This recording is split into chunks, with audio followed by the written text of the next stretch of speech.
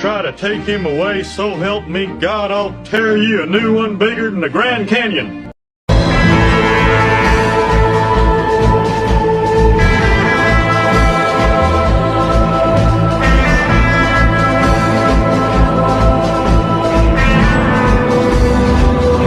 Ground sniffing for his nuts.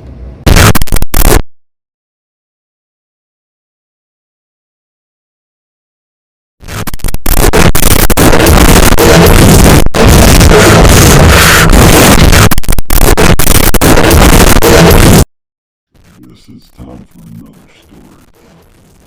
What's up, guys? So welcome back to another video, and today we're going to be doing another story time. I mean, might as well. But before we get started, if you're new, hit the subscribe button. If you're old, you know what to do. And if y'all wonder why I'm not at my table, I am sore as shit. I just got done pumping a bunch of damn iron, and I'm already sore. For an hour and 30 minutes, me doing that. I'm already in my third month in, and tonight I actually pushed myself like hell. I went beyond my limit, and that's good. When working out, you gotta go beyond your limit sometimes. Sometimes you do that when you start. You're literally gonna injure yourselves. But anyway, so today's story is going to be about how I got into hunting. So all my life I've been running dogs, deer hunting, squirrel hunting was always the thing around when I was growing up. And my dad always went squirrel hunting and run dogs, deer hunting. And some of y'all might think running dogs with deer is cheating, but you got to think about it. I was raised with it. I mean, you can't just say automatically it's cheating. I mean, sometimes we'll get a deer, sometimes we won't. It's all about having fun. I mean, that's what my dad always told me. It's about having fun. And the dogs barking is like music in my ears. Because it's fun riding around, chasing dogs, grabbing dogs. And if you get a deer, it's a good day. And I don't believe in browning it down or getting always a buck. I mean, if it's a small doe, I'll leave it alone. Or a small deer, I won't mess with it. But if it's like a decent sized doe at the beginning of the season, or a buck, I mean, I'll shoot it. I mean, I'll definitely mount it, but I hunt for food, so. And as y'all know, if y'all saw some of my other videos, I have a bunch of trophies. Not trophies, crap. But a bunch of like souvenirs from my hunts, like the raccoon, deer, and possum and a squirrel skull. Just little souvenirs. Just to show like you get it. But when I was little, I think 6 years old, I started helping my dad run dogs. And my dad taught me a lot. I grew up with the old timers hunting, so I kind of learned from the old timers. And they taught me a lot of stuff, like when dog's in the road and you're getting out, don't run at the dog. Just slowly come up to it. But if it's just standing in the road, just slowly go up to it and grab it. But if it's running, I mean, sometimes you call it. It depends. Different dogs, how people like raise and train their dogs.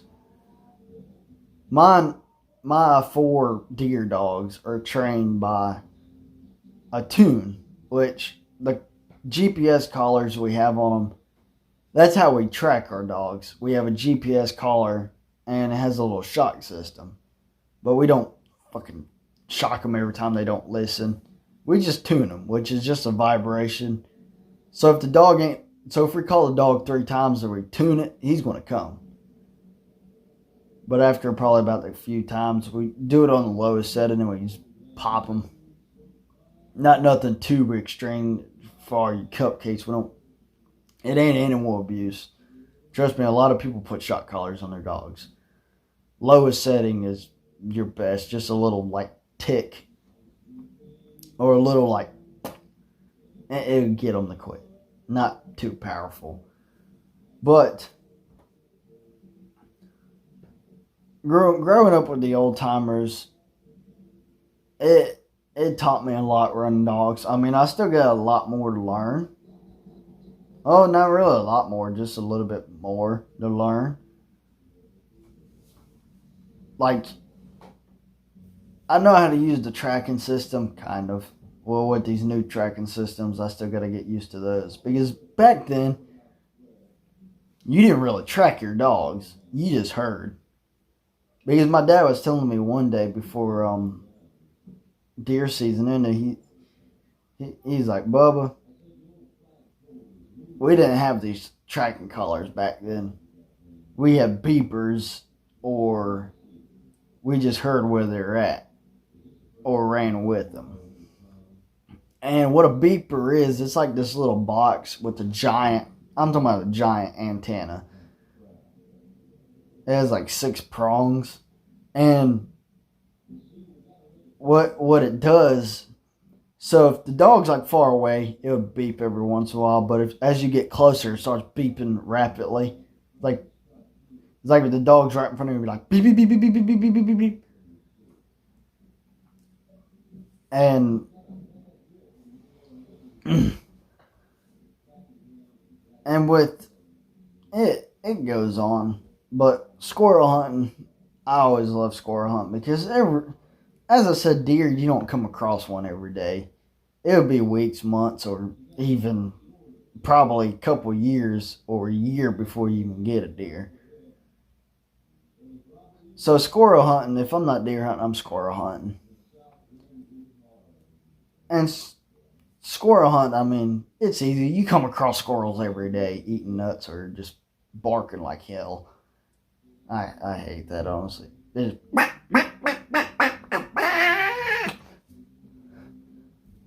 But like squirrel hunting, I didn't start squirrel hunting till my 7th grade of middle school. My dad let me use his Ford 10, in which I have that on my wall. And I shot a couple squirrels. Well, my first time was me going to my grandpa's and shooting like a squirrel with a 22 right in the head. And then I started using a 410. And then 12 gauge number 8 bird shot. Oh, it really depends. Like if it's early squirrel season, I'm going to use a shotgun because here's my reasoning for that. So, there's still leaves on the tree. There's still thick leaves on the tree, so you can't really see the squirrel. You can probably only see like a little bit of it. Depends where it's at on the tree. And a shotgun is really good for that because I can just BAM! And I hit it. If you can't hit a squirrel with a shotgun, there's something wrong with you. But like during like the later season, I'll use a 22. I won't run around like a maniac shooting squirrels out the damn trees and go and shoot another one. About late season, you don't really see them often because they're hiding in their nest. And there was a couple times where I shook trees and they jump out the nest and I shoot them. And I'll use a 22 at that point. Sometimes I kind of just sit and wait for like 1 or 2 to pop out, or just kind of go around slowly and see if I see one or hear one. And squirrels, their meat's good. I like to cook squirrel teriyaki and rice. That is the best. That is the best thing I ever had. And my dad used to always squirrel hunt a lot. Then, I think my sophomore, my freshman year, I started trapping. My dad never really trapped, but I always got curious of it and I wanted to try it. So I bought me, well, I didn't buy. For my birthday, my 17th birthday, my parents had bought me a set of traps. It was a squirrel and rabbit trap inside of a big raccoon possum trap. And I set out the big raccoon trap and I caught a raccoon. Not even like 2 or 3 days after I set it. And I did all my research on trapping and all that. So I caught a raccoon, which is, his head is on my wall. I ain't going to show y'all, but his head's on my wall. That's the first ever raccoon I killed. And I shot him in the back of the head with a 177 pellet gun. The problem about it is he's a smart fucker. He was mean too. I'd get the barrel in there and bite on it. I should have just shot him when he put his mouth on it, but I walked away, let him calm down, and he laid his head down. I slowly put the barrel in the back of his head and shot him in the back of the head. I skinned him, and then I put his meat in a crock pot. It was pretty good. And his tail's on my camouflage hat. And since then, I'm 18 years old, and I know a lot about hunting. I can teach you a thing or two what my father taught me. Now, bow hunting, it ain't really my favorite.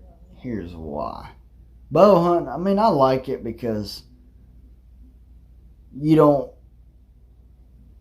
really have to really wear orange during bow season. Because here's the reason no one wears orange during bow season. Is because I can't shoot someone with an arrow at like 120 yards. I mean, unless you're like some kind of archery man, you probably could. Like an archer man from like the 16 or 1500s, maybe you could, but bows they make now, they don't even go past like 75 for like 80 yards. And if someone's moving about 100 yards, that arrow ain't going to go that far. It's going to drop at like 60, 70 yards at least. And plus, I don't have to worry about meat getting ruined by the bullet. Arrow just goes straight in, either come out or stick in them and just take off running. You can hear the arrow hitting the deer. You go, boop, and make a big pop noise. And black powder, I never hunted during black powder. It's because I don't got a black powder gun, and the three of my dad's got one. There's a piece of bullet stuck in the barrel, so he has to go get a new one. His older one, he don't really want to use that one, and the other one don't even have a firing pin, nor a scope, nor a rod, and nor bullets. So, but shotgun, I never used a rifle during deer season. Never have. I always use a shotgun with double-aught buckshot, 3-inch. And that'll fuck up a deer. I tell you what. You kill a deer pretty well with that. Especially running dogs, that's your best bet. Just using a shotgun double-aught buckshot. 3-inch, 2 3/4. I started using a 2 3/4 Thunderbolt double-aught buckshot. I shot a deer the last day of the season.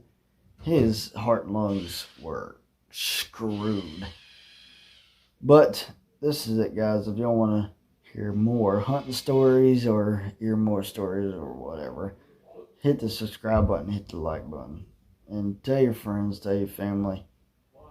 Hell, tell the squirrel that keeps barking in the tree and stealing your nuts.